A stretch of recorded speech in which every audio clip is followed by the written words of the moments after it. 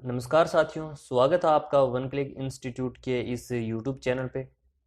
RSCIT परीक्षाओं तथा सभी प्रतियोगी परीक्षाओं के लिए अति महत्वपूर्ण प्रश्नों की इस प्रश्नोत्तरी को शुरू करते हैं। तो सबसे पहले 1 नंबर क्वेश्चन की तरफ बढ़ते हैं। तो अपना पहला क्वेश्चन है, एमएस वर्ड 2010 में निम्न में से कौन सा अलाइनमेंट विकल्प बाएं मार्जिन के बीच अनुच्छेद की प्रत्येक पंक्ति को अलाइन करता है तथा बाएं और दाएं किनारों पर सीधे किनारों का उत्पादन करता है? इनमें से इसका सही आंसर होगा अपना जस्टिफाई। अब देखिए, जस्टिफाई का मतलब क्या होता है। जैसे अपनी लाइनें हैं, उनको पूरे पैराग्राफ को एक लेवल में लाने के लिए, एक लेवल कैसे, जैसे लेफ्ट साइड से जितनी भी लाइनें शुरू हो रही हैं वो पूरे किनारे से शुरू हो रही हैं एक ही रेंज में, उसी प्रकार राइट से भी जो है लाइनें पीछे की वो भी एक रेंज में हो। तो उस पैराग्राफ को जस्टिफाई करने के लिए जस्टिफाई ऑप्शन का यूज में लिया जाता है। यदि आपने माइक्रोसॉफ्ट वर्ड सीखा है, थोड़ा बहुत देखा है, तो आप समझ जाओगे कि जस्टिफाई ऑप्शन क्या काम में आता है। ठीक है, अगले क्वेश्चन की तरफ बढ़ते हैं। अगला क्वेश्चन है, डैश आईपी पते में डोमेन नाम का अनुवाद करता है। अब यहां पे डोमेन नेम किसका अनुवाद करता है? डीएनएस का करता है। अब देखिए, डीएनएस की फुल फॉर्म होती है डोमेन नेम सिस्टम। तो मैं यहां पे लिख देता हूं,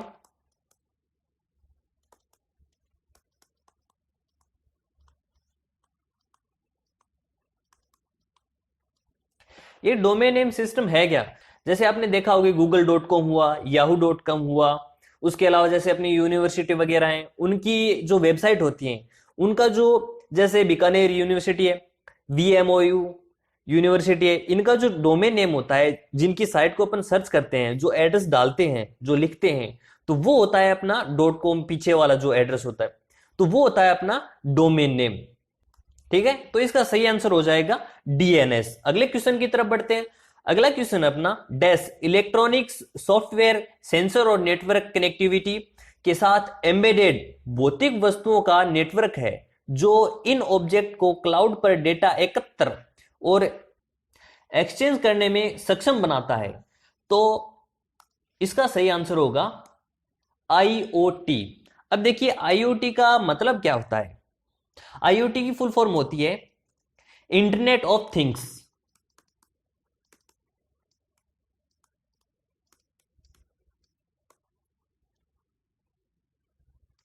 ठीक है, अब आईओटी काम क्या आता है?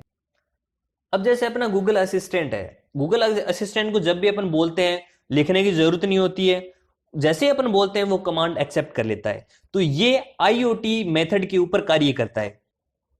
इसी प्रकार जो वायरलेस प्रिंटर होता है, अपने फोन, अपने लैपटॉप से कोई भी कमांड देते हैं, उसके बीच में कोई भी वायर नहीं होती, फिर भी कमांड एक्सेप्ट कर लेता है।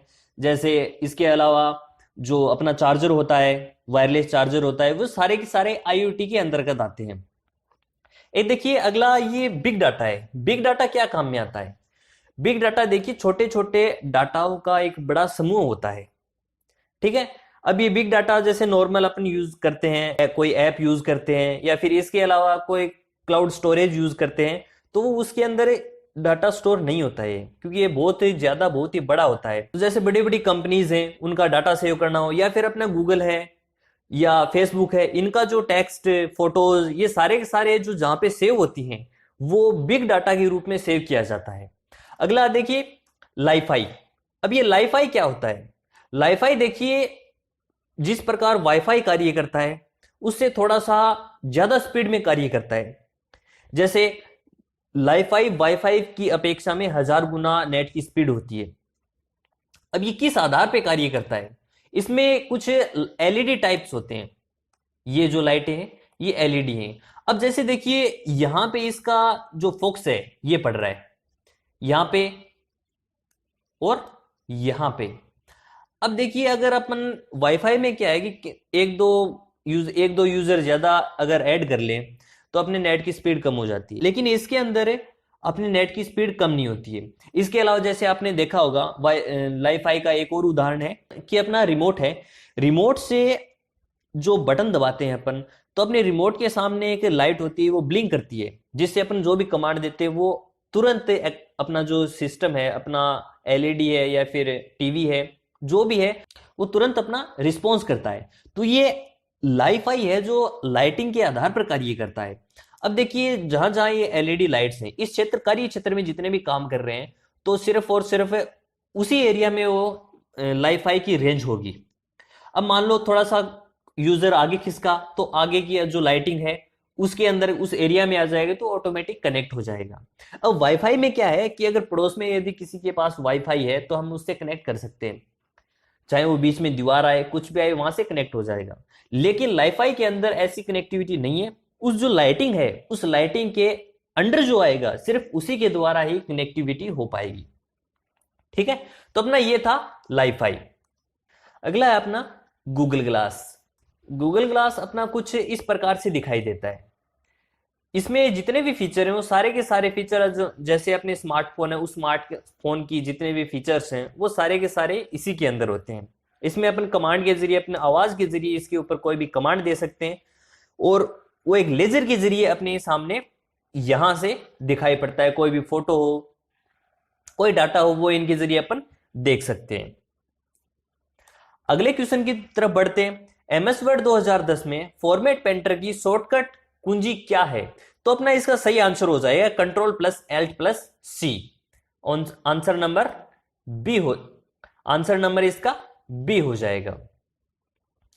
अगले क्वेश्चन की तरफ बढ़ते हैं। अगला क्वेश्चन है, निम्न में से किसकी नेटवर्क ट्रांसमिशन रेंज सबसे कम होती है? इन चार ऑप्शन है, इन चारों में से किसकी ट्रांसमिशन कनेक्टिविटी की, कोई फाइल को ट्रांसफर करने की जो रेंज है वो सबसे कम किसकी होती है? तो इसमें ब्लूटूथ की सबसे कम रेंज होती है। अगले क्वेश्चन की तरफ बढ़ते हैं। कंट्रोल पैनल विंडो 10 अपियरिंग और पर्सनलाइजेशन कंप्यूटर सिस्टम में। अब कंप्यूटर सिस्टम में जो अपने जो डेस्कटॉप है, डेस्कटॉप की सेटिंग के जरिए अपन इनमें से क्या क्या कर सकते हैं, तो चलिए जानते हैं। उपयोगकर्ता को डेस्कटॉप पृष्ठभूमि पर अपनी पसंद की तस्वीर बदल सकते हैं। डेस्कटॉप पर जो फोटो लगाते हैं वो क्या चेंज कर सकते हैं? इसमें बिल्कुल बिल्कुल चेंज कर सकते हैं अपन।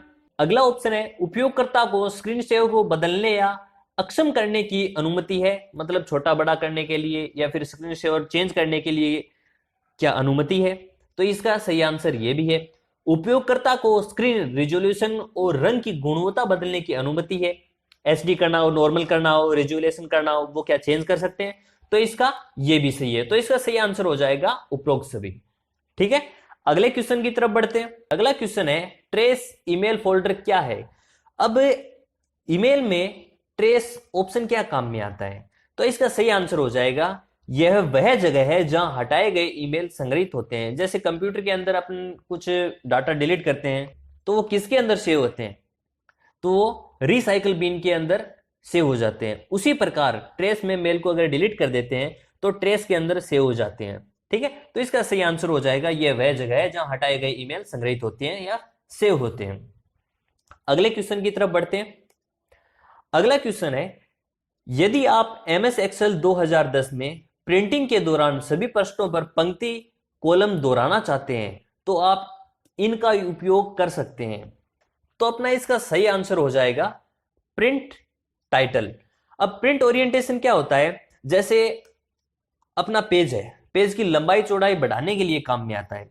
तो ओरिएंटेशन में दो ऑप्शन होते हैं, पोर्ट्रेट और लैंडस्केप। ये होता है पोर्ट्रेट, और कुछ इस प्रकार की अपनी जो फाइल होती है ये होती है लैंडस्केप।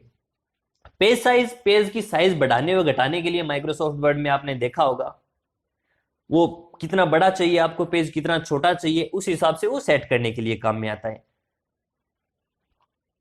स्कैन टू फिट, जब भी अपन कोई फाइल को स्कैन करते हैं तो उस पेज को सेट करने के लिए स्कैन टू फिट ऑप्शन को यूज में लिया जाता है। तो इसका सही आंसर हो जाएगा प्रिंट टाइटल्स। अगले क्वेश्चन की तरफ बढ़ते हैं। अगला क्वेश्चन है, एमएस पावर पॉइंट 2010 में एनिमेशन फ्लग का उपयोग है?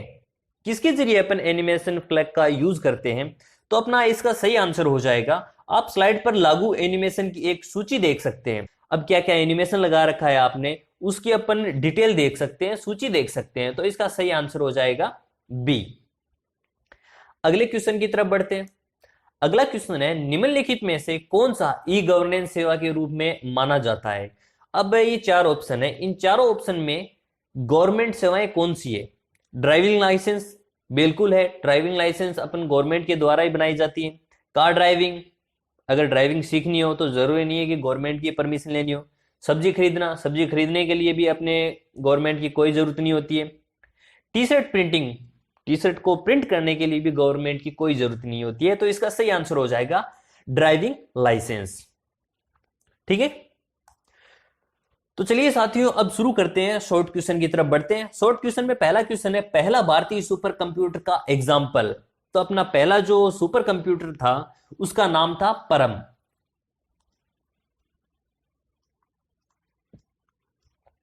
देखिए सुपर कंप्यूटर क्या होता है, सबसे बड़ा कंप्यूटर होता है, सबसे शक्तिशाली होता है, सब कार्य करने की क्षमता सबसे ज्यादा होती है।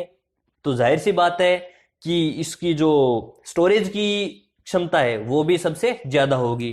तो ये है अपना सुपर कंप्यूटर। भारत का पहला सुपर कंप्यूटर कौन सा था? परम कंप्यूटर। ठीक है, अगले क्वेश्चन की तरफ बढ़ते हैं। इंटरनेट शब्दावली में आईपी का मतलब क्या होता है? तो इनमें आईपी का मतलब होता है इंटरनेट प्रोटोकॉल। अब आपने कई बार देखा होगा, तो यहां पे मैं लिख देता हूं एक बार।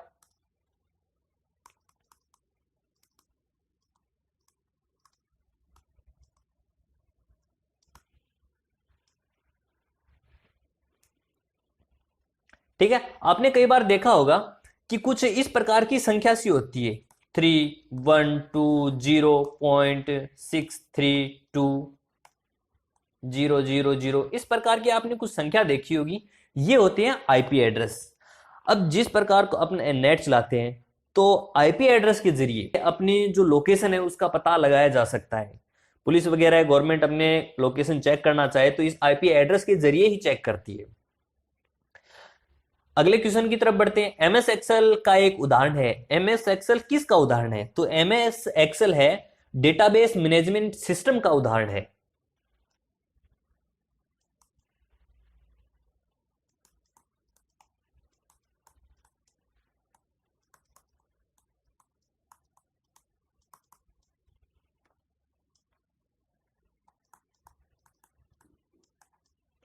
अगला क्वेश्चन है जीयूआई आधारित ऑपरेटिंग सिस्टम।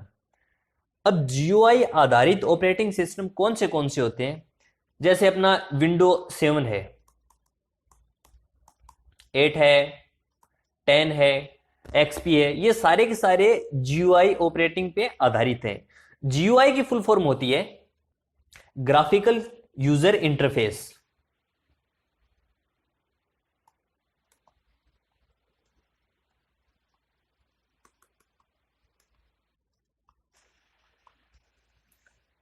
ठीक है, अब आपसे यदि पूछ ले कि सीयूआई क्या होता है,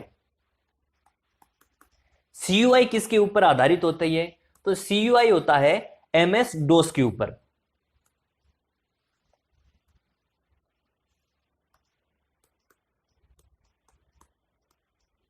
अब एमएस डोस क्या होता है? जैसे अपने विंडो में क्या है, अपने चित्र देख सकते हैं, फोटोज देख सकते हैं, ग्राफिक देख सकते हैं, लेकिन सीयूआई में क्या है, सिर्फ अपन कमांड डाल सकते हैं, वर्ड्स लिख सकते हैं। अभी सीयूआई की फुल फॉर्म क्या होती है? Character user interface.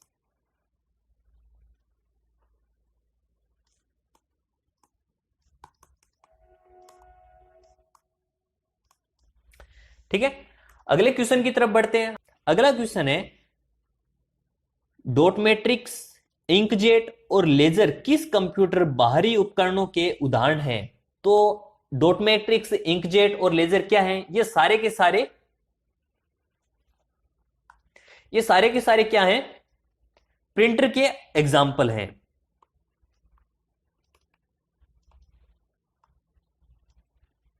अब चलिए रिवीजन की तरफ बढ़ते हैं। आप अपने ई टिकट के आरक्षण को वर्तमान स्थिति जान सकते हैं। किनके जरिए अपने वर्तमान स्थिति जान सकते हैं? ट्रेन नंबर एवं अपने नाम से। अगला क्वेश्चन है माइक्रोसॉफ्ट एक्सेल में नया चार्ट बनाने के लिए निम्न स्टेप होंगे। तो इसका सही आंसर होगा select data, insert tab and select chart.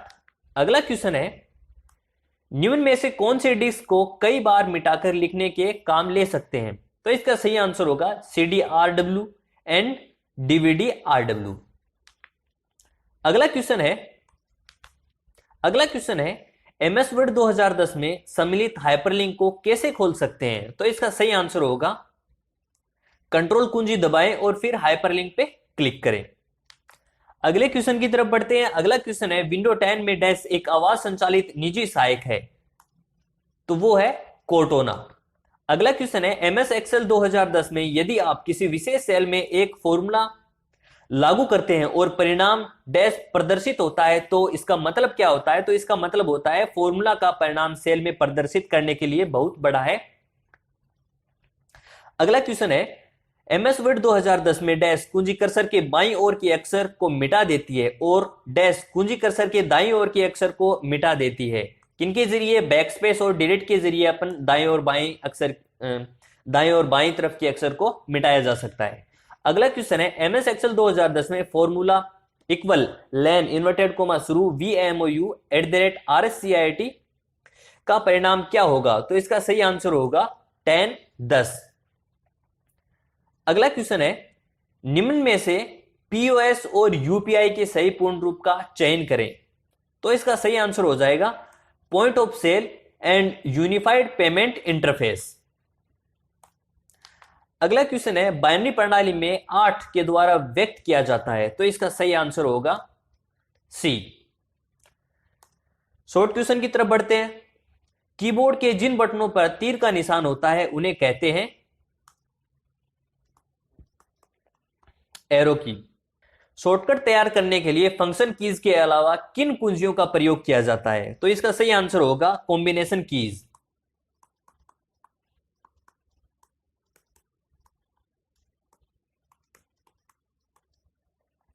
अगला है डीपीआई का मतलब। डीपीआई की फुल फॉर्म होती है डॉट पर इंच।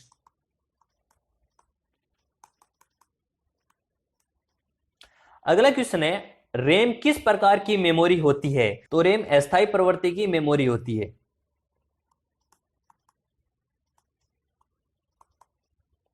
अगला है प्रथम पीढ़ी के कंप्यूटर किस पे आधारित थे? प्रथम पीढ़ी के कंप्यूटर वैक्यूम ट्यूब पर आधारित थे।